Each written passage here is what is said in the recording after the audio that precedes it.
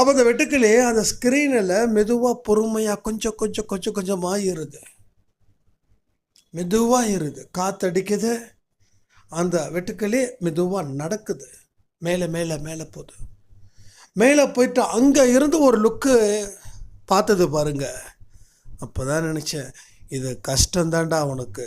சாய்ப்பா சொல்கிறாங்க, இது கஷ்டந்தாண்டா உனக்கு. ஆனால் அந்த கஷ்டத்தை சட்டுன்னு உன்னால் ஜம்ப் பண்ணிட முடியாது. இது மெதுவாக தான் ஏறும். ஏறும்போது கண்டிப்பாக கஷ்டமாக தான் இருக்கும். ஆனாலும் நீ முயற்சி செய்டா. நீ முயற்சி செய்து மெல்ல மெல்ல ஏறினா நீ கீழே விட மாட்ட. மற்றவங்க அண்ணாந்து பார்க்குற இடத்துல நீ இருப்ப. அப்போ தெரியுண்டா உனக்கு அப்படின்னு சொல்ல அந்த வார்த்தை தான் அந்த வார்த்தை. அப்போது விஷயத்துக்கு வர